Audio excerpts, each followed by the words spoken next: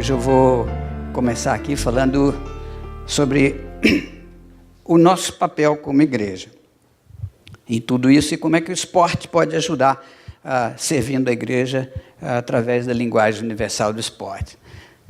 O momento que nós estamos vivendo no Brasil é um momento muito delicado, um momento de pagar a conta de governantes incompetentes, irresponsáveis, imorais, inescrupulosos, que deixaram o nosso país nessa situação de muita insegurança e muita dúvida, o que trava a bola do mercado e faz com que a maré da prosperidade baixa e o nível de desemprego muito alto. Então, a coisa não está muito clara para a gente. A turma lá em Brasília está mais preocupada em se manter no cargo do que legislar pelo país. Muita gente legislando em causa própria, em vez de defender os interesses do país. E não é mole, não, a fase que nós estamos passando. Mas eu queria fazer uma pergunta aqui. Vocês acham que o Brasil tem jeito, sim ou não? Quem diz não? Glória. Lá fora a turma não está com essa confiança toda, não. Ainda bem que a igreja a gente sente um raio de esperança. Então eu quero dizer o seguinte, se o Brasil tem jeito, já que ninguém se manifestou contra, quem pode dar um jeito no Brasil? Só Deus na causa. E olhando para a história, a gente vê que Deus sempre escreveu a história através de seres humanos. Gente simples como você e eu. Não é incrível?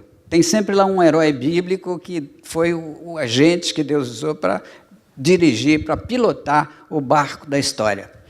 Então, mais do que nunca, essa é a nossa hora de exercer o nosso papel de sal da terra, luz do mundo e bom perfume de Cristo. Como indivíduos e muito mais como igreja. Então, no fim do ano passado, no meio do ano passado, teve a conferência missionária lá da nossa igreja, a Batista do Morumbi. E, dessa vez, eu ouvi falar de uma coisa que eu não conhecia, um termo chamado igreja missional. Eu conhecia bem a igreja missionária, eu sou missionário da Igreja Batista do Morumbi, nessa altura da vida, e da CEPAL, mas igreja missional não tinha ouvido falar ainda. Eu vou explicar daqui a pouco o que é uma igreja missional, como é que nós podemos embarcar nessa canoa, como igreja missional, mas antes de tudo eu quero dizer para você como indivíduo, para você como igreja, o que nos garante no trabalho de exercer o nosso papel de sal da terra e luz do mundo. Então, quero ler aqui um livro de Malaquias 3, que diz o seguinte, Malaquias 7:3, o mundo lá fora é sem princípio, é uma selva, ninguém joga limpo, mas o verdadeiro cristão não vive nem age desse modo. As armas que usamos não são para propaganda ou manipulação, mas para demolir essa cultura dominante e corrupta. Não estamos só, a palavra de Deus está nos dando aqui uma dica, uma injeção de ânimo, fala, peraí, vocês não têm que se conformar com o mundo. Né? Paulo fala depois, mas transformai-vos pela transformação, pela renovação das vossas forças. E é do apóstolo Paulo também, o texto de 2 Coríntios 10, de 3 a 5, eu estou lendo tudo aqui na Bíblia, a mensagem. Talvez não esteja igualzinho aí, mas eu gosto muito dessa versão do Eugene Peterson. E vai Paulo falando em 2 Coríntios. Usamos as armas poderosas de Deus para esmagar filosofias pervertidas e derrubar barreiras levantadas contra a verdade. Nossas ferramentas estão preparadas para limpar o terreno e edificar vidas pela obediência a Deus. Amém? Amém não? Obrigado. O primeiro texto era de Malaquias 3:7 e o segundo de 2 Coríntios 10, 3 a 5. Desculpa, o Malaquias é 7:3, eu falei 3, é 7:3. É 3,7. Desculpa. Está errado. Falha nossa aqui. Mas vamos lá. A definição de igreja missional que eu aprendi lá com o nosso pastor de missões, a igreja missional é aquela em que todos os seus membros são missionários. E eu queria que você repetisse isso junto comigo. A igreja missional é onde todos os seus membros são missionários. E aí você pergunta, mas como é que eu posso ser missionário? Você não precisa dar uma volta ao mundo para ser um missionário, né? Uma igreja missional pode transformar a comunidade onde ela está plantada, porque ela funciona não só no domingo aqui, mas ela funciona de segunda a sábado, lá no ambiente de contato, no mundo de influência de cada um de vocês. E lá onde Deus se plantou, você é titular absoluto. Então, se ele usa um cara maluco que andava 300 por hora numa banheira com 200 litros de gasolina de avião para falar de Cristo, ele pode usar pessoas que têm uma vida mais tranquila, mais normal e com mais tempo para pensar e pôr em prática as coisas que Deus quer que a gente fale. Uma igreja missional pode transformar a comunidade onde ela está plantada, e se todas as igrejas fossem missionais, nós causaríamos um impacto fantástico na nossa nação e poderíamos mudar o destino do Brasil, trabalhando de dentro para fora do coração brasileiro. E isso é uma coisa que só Deus pode fazer através dos méritos de Jesus Cristo, mas os mensageiros, os caras que são o veículo dessa mensagem, somos nós mesmos, porque Deus confiou isso para nós. Amém? Quando ele falou para os discípulos, 11, e por via reflexa nós outros, como dizia o meu pastor da Igreja Batista Memorial de Brasília, logo depois que Cabral descobriu o Brasil, ele ainda falava essa linguagem, essa mensagem está válida, essa palavra está válida para nós até hoje. Mas, infelizmente, essa não é a nossa realidade. E por quê? Porque ainda existe um desnível muito grande entre o púlpito e o rebanho, entre o domingo e o segunda a sábado, lá fora, né? Eu me lembro que, quando eu sou quinta geração de batistões, não quinta não, eu sou terceiro na linha, quinta é o meu neto, todos de pessoas que serviram a Cristo, e eu tinha que ir para a igreja desde cedo e eu não queria estar ali. O pastor vinha, orava, pregava um sermão maravilhoso, e descarregava o verbo, e eu estava sentado ali, mas só a minha latinha que estava ali no banco, porque a minha cabeça estava nos carrões, nas motocicletas, nas corridas, em Silverstone, em Mônaco, né? Ou então pensando nas garotas aerodinâmicas, mas eu não estava de presente só de corpo, de alma não. Isso quer dizer que o fato de a gente mandar uma mensagem daqui, dessa plataforma, ela pode passar por cima de todo mundo, sair pela porta e passar desapercebida. Depois eu descobri que o fato da gente enviar uma mensagem não quer dizer que ela foi ouvida. Se ela foi ouvida, não quer dizer que foi compreendida. Se ela foi compreendida, não quer dizer que haja concordância com o que está sendo dito. E mesmo que haja concordância, nada garante que o pessoal vai fazer alguma coisa sobre o que está sendo falado. Então, pensando isso, a gente, e na missão que nos foi confiada, eu fico pensando nos que são de fora do rebanho, né? Se a nossa cabeça não está bem, nós estamos muito preocupados com nós mesmos, e às vezes brigamos com Deus porque Ele não correspondeu às nossas expectativas com relação àquilo que nós pedimos para Ele, e a gente até se decepciona com Deus porque é muito centrado em nós mesmos, nosso cristianismo. E eu até passei por isso tudo, briguei com Deus também, quando a minha vaca foi para o brejo na Fórmula 1. Mas a culpa não é de Deus. Deus fez o sol nascer para todo mundo, está escrito na Bíblia, mas a sombra não. Isso quer dizer que Deus é um personal God, Ele lida com cada um de nós, Ele tem um tratamento pessoal para cada um. Está muito em voga personal trainer, né? Deus é o personal God. Então, e Ele é muito bom nisso. Eu me lembro quando Carol e Daniel tinham 6 e anos, eu passei 3 meses fora de casa, seguindo a seleção brasileira numa Copa do Mundo, e a Carolina me mandou uma carta muito bonitinha, com um desenho, "Te amo, papai", e eu fiquei lá todo emocionado.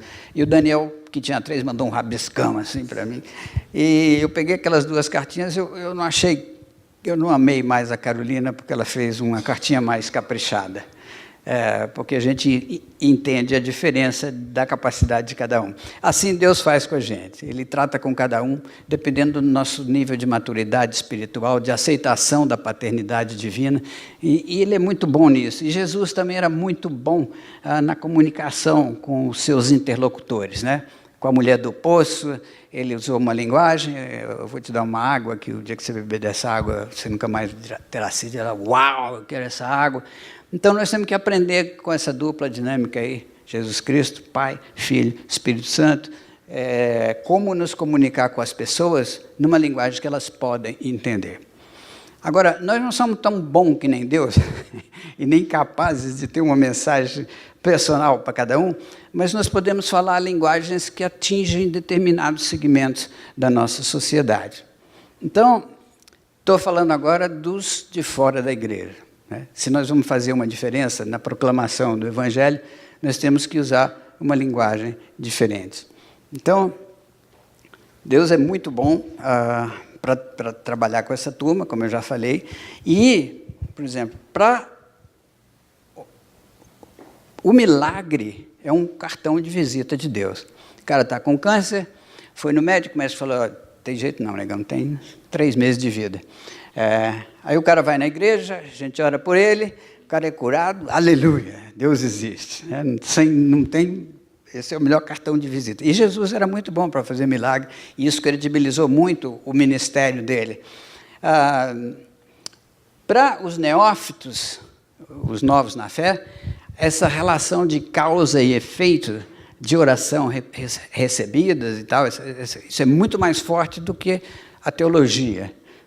Então, o pessoal vive mais de experiência. Mas depois que o cara já cresceu um pouco mais e quer ir além do seu estado, quer crescer espiritualmente, aí sim, para os macacos velhos na fé, existe a teologia, que aí você vai conhecer mais sobre Deus, e isso vai te ajudar a crescer. Então, para cada nível de gente, tem um nível de um meio de comunicação.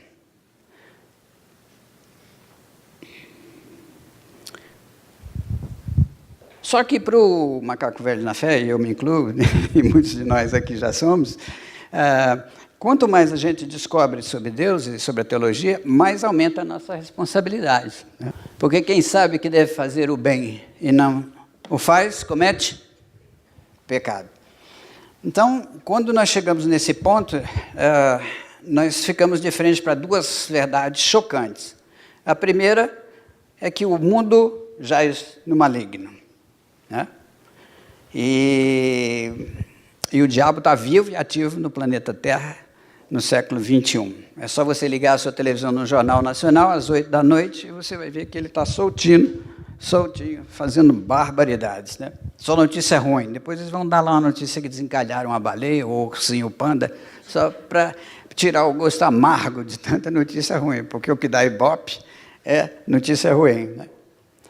Outra realidade é que Deus não nos chamou para um piquenique. Nós estamos em guerra. E não é fácil, não, a guerra no mundo espiritual. Por quê? Porque todos pecaram e destituídos estão da glória de Deus, e o salário do pecado é a morte. E milhões de pessoas morrem todo dia no mundo todo, e a maioria vai para o inferno, e hell is hot. O inferno é quente. Então, agora eu pintei o quadro mais negro possível. Vamos para a solucionática. Grande filósofo da Maravilha falava: vocês vêm para mim com a problemática e eu tenho a solucionática. A solucionática é o seguinte: pensando na multidão dos que estão lá fora da igreja e também dos neófitos, nós decidimos oferecer ao corpo de Cristo uma ferramenta que é um meio de nós chegarmos mais perto do coração humano com a palavra de Deus, através de uma linguagem de uma mídia que torne essa comunicação mais fácil E assim nós fomos buscar no esporte uma linguagem bem prática e acessível. Por quê? Porque desde a confusão das línguas na Torre de Babel, o idioma é um problema para a comunicação. Mas Deus, na sua sabedoria, criou as linguagens universais, né? Uma delas são as artes gráficas, né? O Homem da Caverna deixou lá uma série de desenhos e de mensagens que podem ser decifradas e nós aprendemos muito com eles. Depois foi a música. A música comunica bem para Chu, né? Eu me lembro quando eu era jovem, adolescente, eu cantava She Loves Me, yeah, yeah, yeah. E eu nem sabia o que eu estava cantando, mas a música sempre mexeu comigo, né? Às vezes eu venho numa igreja, eu sou mais abençoado pelo louvor do que pela palavra, porque a música dá um bypass no intelecto e vai direto na jugular do coração. Então, são linguagens universais. E, no nosso tempo, a linguagem universal, por excelência, é o esporte, né? Então, eu fui em 5 Copas do Mundo, como capelão dos Atletas de Cristo na seleção brasileira, fui em 5 Olimpíadas, 2 Jogos Pan-Americanos, fiz 3 anos de Fórmula 1 pilotando o Medical Car, como uma desculpa para fazer um trabalho missionário naquele mundo, naquele universo. E nessas Olimpíadas, na Vila Olímpica, tem lá uma comunidade de 12 mil atletas e mais 10 mil servidores que estão ali, e aquilo lá é um showcase do mundo, um microcosmos, onde estão representadas quase 200 nações, onde se falam as línguas mais diferentes, mas as pessoas se comunicam através da linguagem universal do esporte. Então, dentro desse panorama, quando um homem corre 100 metros em menos de 10 segundos, todo mundo já entendeu o tamanho da façanha, né? Esse aqui era o homem mais rápido do mundo, Bolt, né?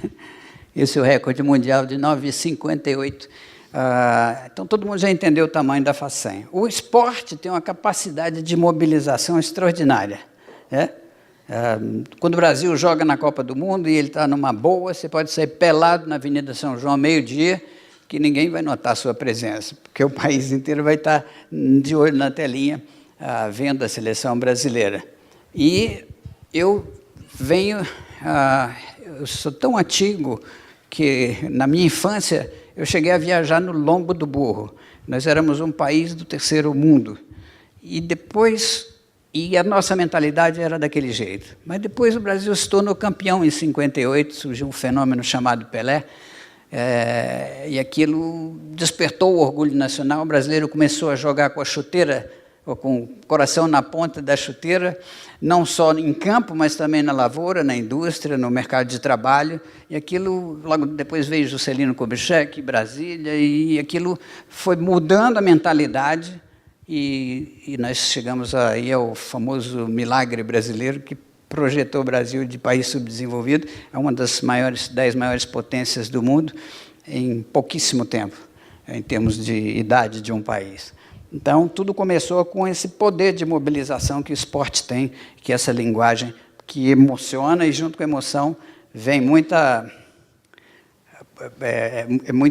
pode motivar, pode subir a moral de uma nação inteirinha.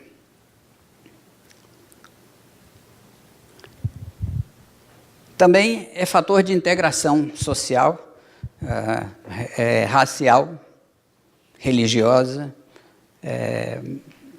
O Brasil, o esporte não tem barreiras desse tipo e ajuda a romper essas barreiras.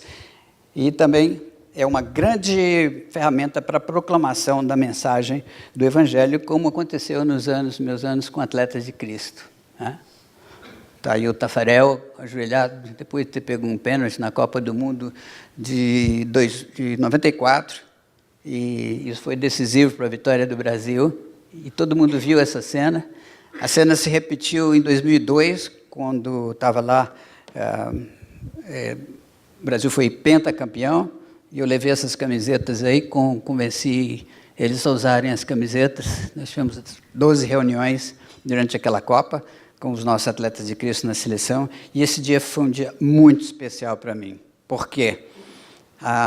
Quando eu vi a minha primeira corrida em Brasília, eu tinha 11 anos de idade, na inauguração da cidade, Eu fiquei absolutamente fascinado. Eu falei, é isso que eu quero na vida. O dia que eu crescer, eu vou ser corredor de automóvel. Não cresci muito, mas marquei o exame de motorista para o dia do meu aniversário, porque eu não podia perder um dia sem carteira. Naquela época você só começava a correr quando tinha a CNH. E imediatamente depois daquela corrida, eu já construí meu primeiro automóvel, que era um caixote de bacalhau da Noruega, com 4 rolimãs, e com aquilo eu descia as rampas de Brasília, que tem forma, as calçadas acompanham as ruas, que parecem autódromos, com raios variáveis, e dali eu decidi ser piloto e eu fui atrás da busca do conhecimento. Então, dos 11 aos 18 anos, eu li tudo que eu podia sobre isso, eu pesquisei, eu entrava em oficina, eu cravava os mecânicos de pergunta até eles falarem, sai daqui, moleque.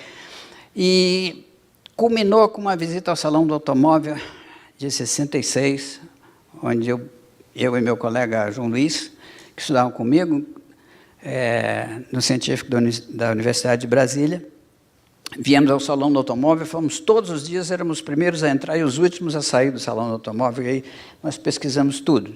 Nós entrávamos até em stand que vendia parafuso, porque a gente queria saber tudo. E depois fomos visitar algumas oficinas em São Paulo que mexiam com corrida de automóvel, conhecemos os irmãos Fittipaldi, e voltamos para Brasília super informados, mas altamente frustrados, porque chegamos à conclusão do what it takes, o que é necessário para ser corredor de automóvel. E o sonho era inteiramente incompatível com nossa condição socioeconômica. E, meio frustrada, minha mãe olhou para mim, teve pena, pagou para mim uma ida à Palavra da Vida. Aí fui passar uma semana lá. E na última noite, a noite da fogueira, eu falei, chefe, só o senhor pode viabilizar o meu sonho. Eu faço um trato com o senhor. Se o senhor viabilizar o meu sonho, eu vou ser um proclamador do Evangelho, aonde o senhor me mandar, até o último dia da minha vida. E em 3 meses, Deus orquestrou uma série de circunstâncias que nos levaram a montar uma oficina, construir um carro de corrida com o que sobrou do Fusca do meu velho, quando ele teve um acidente que quase morreu, ficou 6 meses no hospital, e um dia eu fui lá, você não quer me dar o que sobrou do Fusca? Ele ficou meio cabreiro, eu falei, o que você vai fazer com isso? Eu falei, eu vou recuperar ele para ter um carrinho para ir para a escola, para a universidade. Ele ficou meio em dúvida, mas quando ele descobriu que era perda total, arrumar aquilo era mais caro que comprar um novo, ele me deu o que sobrou do Fusca, e com isso nós construímos o Patinho Feio, que fez 50 anos agora, mês passado. E Deus me levou até a Fórmula 1. E eu tinha certeza que ia ser campeão do mundo. Porque aí sim eu teria uma plataforma que me permitia falar com metade da população do planeta, através dos meios de comunicação. Mas não deu certo. E eu fiquei muito frustrado, briguei com Deus. Brigar com Deus eu não recomendo para ninguém. Uma vez, quando a minha vaca foi para o brejo, eu resolvi comprar uma prancha de windsurf. E lá tinha um conselho, como windsurfar em 10 lições. Eu comprei a prancha e fiz-me ao mar. Só que as marés e o vento me levaram para longe, na direção da África. E o último barco que passou, eu fiz o sinal internacional de socorro. E aí os caras me resgataram, me rebocaram de volta para o Rio de Janeiro. Mas uma coisa eu aprendi. Você nunca deve peitar um transatlântico em cima de uma prancha de surf. E o livro era em inglês e explicava por quê. Ele dizia assim, whether the bird hit the stone or the stone hit the bird, it wouldn't do much good to the bird. Ou seja, se foi o pássaro que se chocou com a pedra, ou a pedra que acertou o pássaro, não vai fazer muito bem para o pássaro. E brigar com Deus é assim. Não adianta. A gente não tem a mínima chance. É perda de tempo. E ele dá muita risada dos nossos chiliques. Então, e é perdoador também, graças a Deus. Mas nesse dia, 3 atletas que eram meus discípulos se ajoelharam no cerco do meio do campo de Yokohama, depois de conquistarem o Penta. Estavam os três ajoelhados com a cara no chão, agradecendo a Deus, e aí apareceram no telão. Quando eles levantaram, deram um zoom no peito deles e mostraram esse Jesus loves you. E eu falei, chefe, pode me levar, porque eu já cumpri a minha parte no trato. Então esse para mim foi o dia mais feliz da minha vida. Mas ele não me levou e eu estou aqui ainda, tentando fazer a vontade dele. Amém? Então, a mensagem pode ser usada para você falar de Jesus nesse nível ou nesse aqui. E esse cara sou eu. Era a minha maneira. Não sei se era mais eficiente, mas com toda certeza era mais rápida.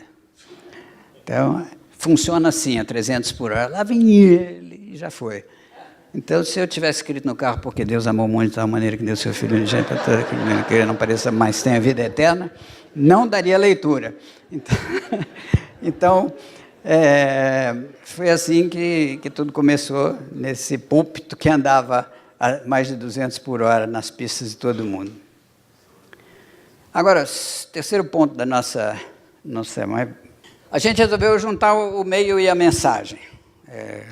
E sabe qual é a diferença entre um sermão e um testemunho? O sermão é como se fosse um engenheiro tentando vender o carro que ele projetou, com a ficha técnica na mão. Então ele vai falar de performance, economia, segurança, durabilidade, informática embarcada. E o testemunho é o piloto de prova, ou um proprietário de um carro semelhante que vai dizer o seguinte: poxa, esse carro é gostoso de dirigir, ele bebe pouco, ele não dá oficina de jeito nenhum, impressiona a galera. E aí ele falaria como o Emerson Fittipaldi: eu recomendo. Então, nós resolvemos produzir essa ferramenta aí, que é o Força para Vencer. Força para Vencer. Histórias de superação para ajudar você a viver melhor. É uma coletânea de histórias reais de dezenas de atletas de alta performance que venceram no esporte e trabalharam muito bem com essa linguagem universal, motivando muitas pessoas. Mas o mais importante é que eles viveram momentos intensos com o Altíssimo e estão testemunhando, todos eles, uma mesma coisa. Esse meu Deus não é fraco, não. É o que eles estão dizendo. Então, a mensagem do livro vem de encontro às necessidades básicas de todos os atletas da grande corrida da vida, né, que é uma corrida como se fosse uma maratona. Ela é longa, mas cheia de barreiras, de obstáculos, de desvios tenebrosos, de atalhos perigosos e caminhos de morte, ou descaminhos de morte. Então, ele aí vem Força para Ver, mas que força é essa? O Força. Qual força é essa? Essa é simplesmente a força que criou o universo, que num sopro transformou um Adão de barro em alma vivente, ou seja, é força que não acaba mais. Para vencer o quê? Para vencer a morte, o mundo, o mal, os obstáculos, a ação do inimigo das nossas vidas, num país perigoso que nem o nosso, que mata aí uma média de 58 mil pessoas por ano por assassinato. Ou seja, isso é mais ou menos o mesmo número que os americanos perderam na guerra do Vietnã. Ou seja, o Brasil mata um Vietnã por ano. Então, a gente tem que estar muito protegido. Então, e essa é a força capaz de proteger a gente. E o força para vencer, é a nossa fé É a nossa fé em ação. Essa é a vitória que vence o mundo, a nossa fé. Mas fé em quem? Essa pergunta é muito importante a gente responder, porque os pilantras lá de Brasília têm uma fé enorme. Eles creem que nunca vão ser pegos. E se forem pegos, vão dar um jeito de cair fora das consequências, né? A nossa fé tem que estar posta em Jesus. Vamos falar o nome dele? Jesus. Esse é o cara. Só Ele garante. Eu sou o caminho, a verdade, a vida. Ninguém vem ao Pai se não for por mim. Né?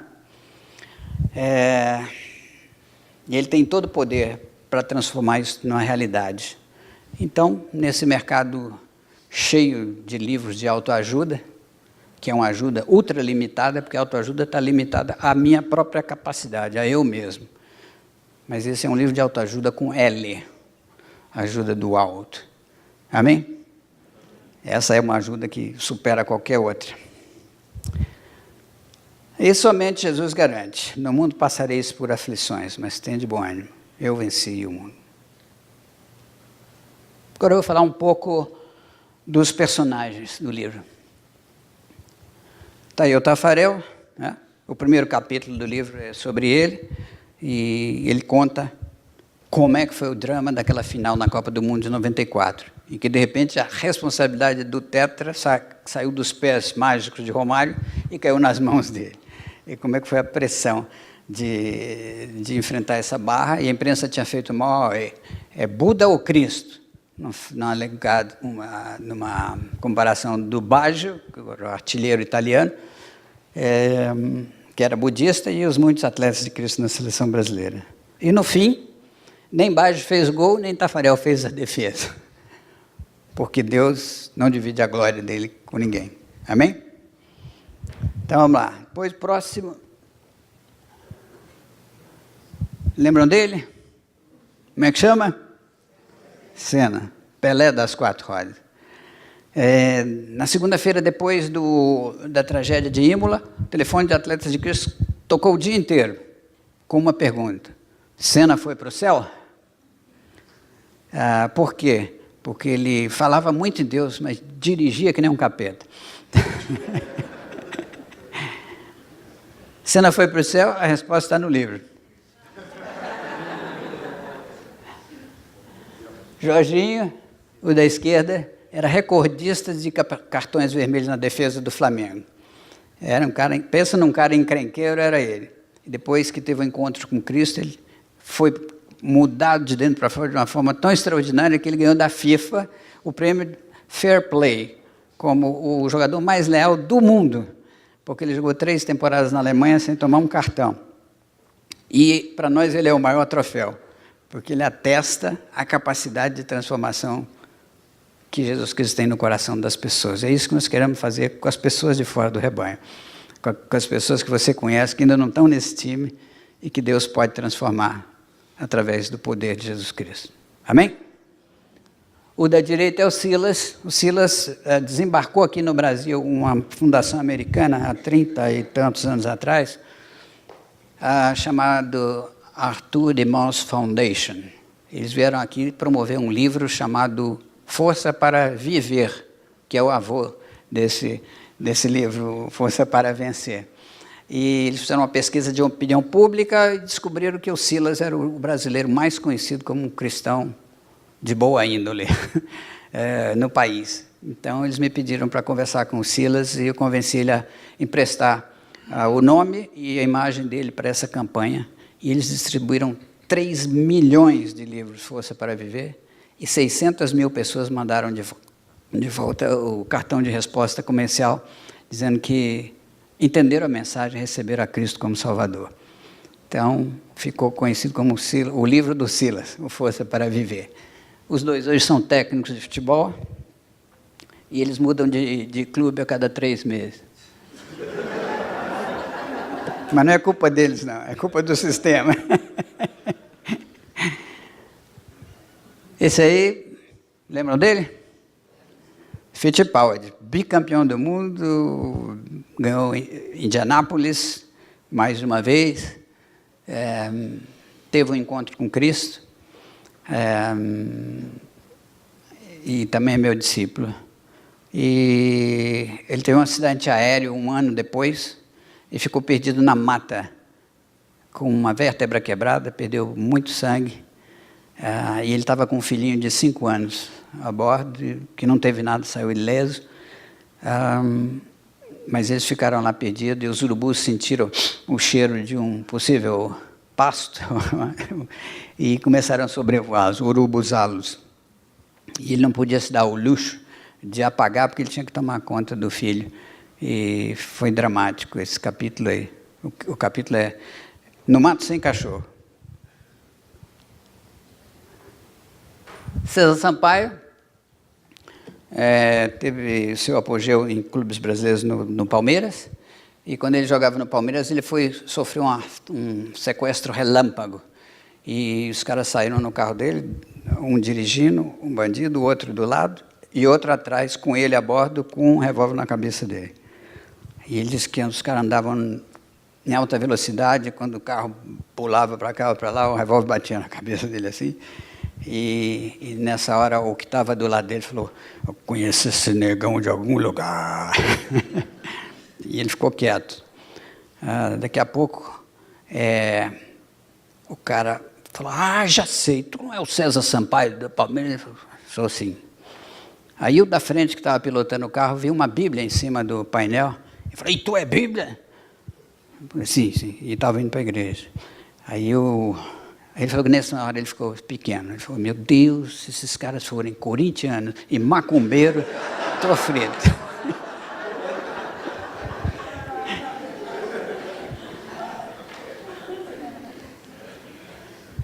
Cissa tinha tudo para dar errado na vida. Foi menina de rua, teve que se prostituir para sobreviver, mexeu com drogas e teve um encontro tão forte com Cristo e resolveu aprender a lutar karatê antes de ter esse encontro, porque ela queria bater em todo mundo. Então, foi treinar no karatê e Deus mudou a vida dela completamente. Essa moça foi tricampeã mundial de karatê. Venceu o primeiro título dela lá no Japão, que é a terra do karatê. E está com 50 anos, 3 filhos e está lutando até hoje. É um dos testemunhos mais marcantes do livro.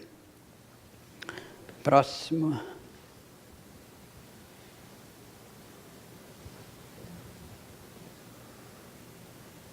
Bom, volto já no próximo. Esses são atletas do passado. 25 anos depois, eu entrevistei todos eles com 2 perguntas. Valeu a pena andar com Deus durante todos esses anos? Agora eles já não jogam mais, com exceção da CIS. E por quê? E foi impressionante a resposta deles. A maioria está casado com a original até hoje, o que não é normal nesse meio. Só no NFL, que é o futebol americano, 4 em cada 5, depois de 2 anos da aposentadoria, eles estão quebrados, divorciados e sem saber o que fazer da vida.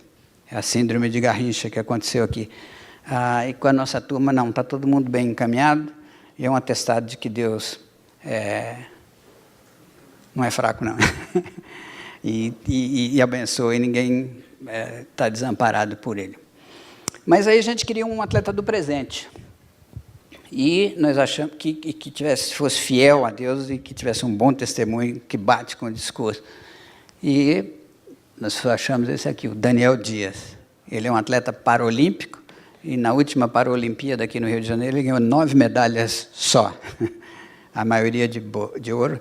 Ele é o maior recordista mundial de medalhas. Ele tem 70 medalhas, quase todas de ouro, algumas de prata e pouquíssimas de bronze. E ele tem tantas em 3 Paralimpíadas e 3 mundiais, porque ele compete em todas as categorias de natação. Ele nada de frente, de costa, de lado. E é sempre um vencedor. E tem um testemunho extraordinário de um cara que rompeu todas as barreiras e dificuldades da vida.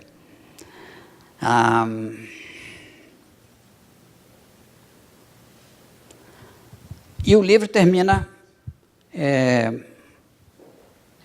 falando que o tempo é o grande algoz de todo herói. O tempo apaga tudo, ou quase tudo.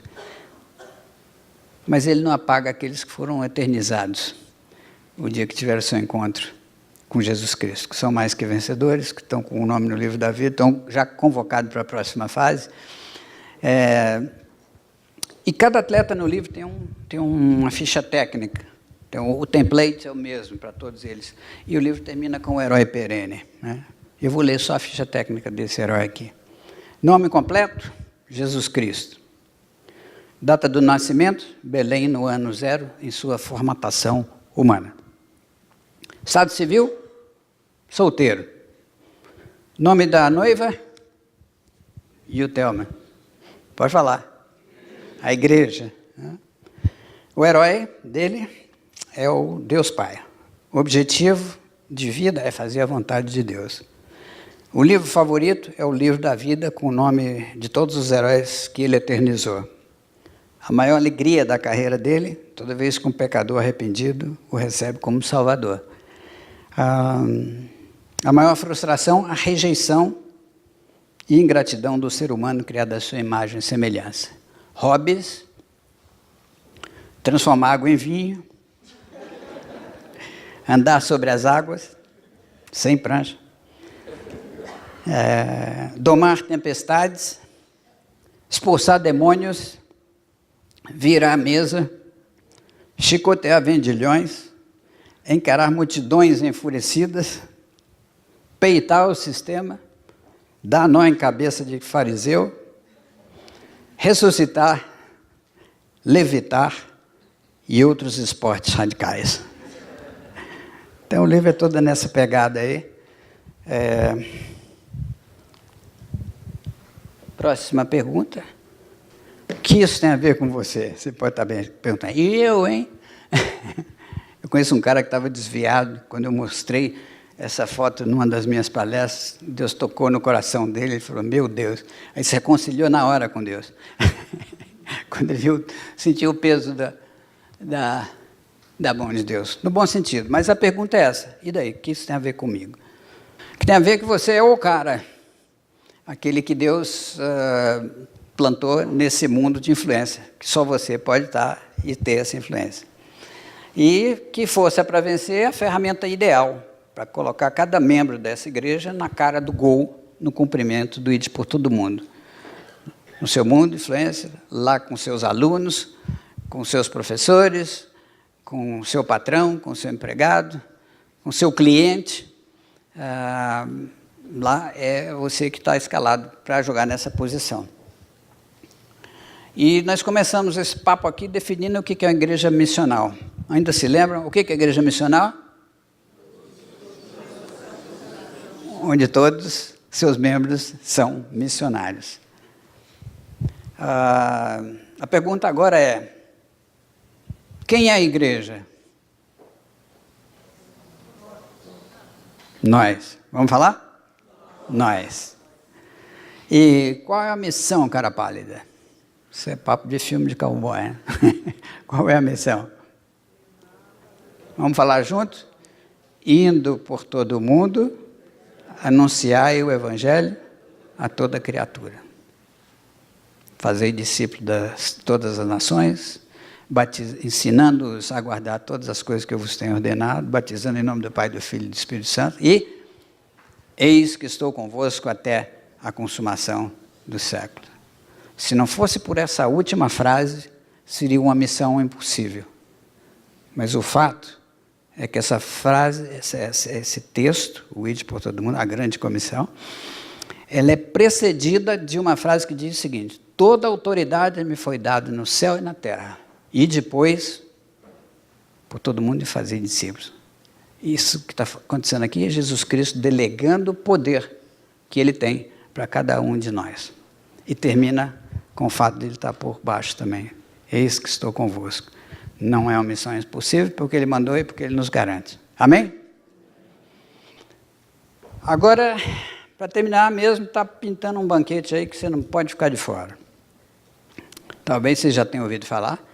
Eu quero trazer a memória aqui. É o Apocalipse 19:9, que diz o seguinte, felizes os convidados para o banquete de casamento do Cordeiro. Felizes os convidados para o banquete de casamento do Cordeiro. Quem é o Cordeiro? Quem é a noiva? Quem convida? O pai do noivo, né? Não é assim na nossa cultura? Quem assina o convite de casamento? São os pais dos noivos, né?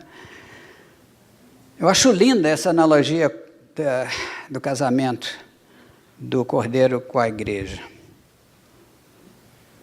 Lindo porque partiu de Deus o convite. Por que que Deus fez isso? Porque Deus amou o mundo de tal maneira que deu o seu único Filho, para que todo aquele que nele crê não pereça, mas tenha a vida eterna. Muito bonito, muito lindo. Mas só que 2 versos depois diz o seguinte: quem crê será salvo, quem não crê já está condenado. Radical pra caramba. Radical pacas. Como você pode dormir tranquilo sabendo que seus queridos, alguns queridos, amados, amigos, estão noutra rota, que vai terminar fora do banquete. E lá fora do banquete haverá choro e ranger de dentes por toda a eternidade. Então, a situação é muito boa para a gente que já está no time e muito ruim para quem vai ficar de fora. E nós somos os portadores da esperança. Amém? Vamos orar? Paizão querido, a gente falou um monte aqui, mas existe muito mais do que aquilo que as palavras podem dizer. E só o Teu Espírito Santo pode nos apaixonar pela mensagem da cruz e pelas almas perdidas. E nesse momento a gente quer pedir que Ele nos ajude a entender o recado e nos juntarmos contigo nessa obra extraordinária de proclamar o Evangelho, de ir por todo o mundo, notadamente no nosso mundo imediato de influência. Nós pedimos isso em nome de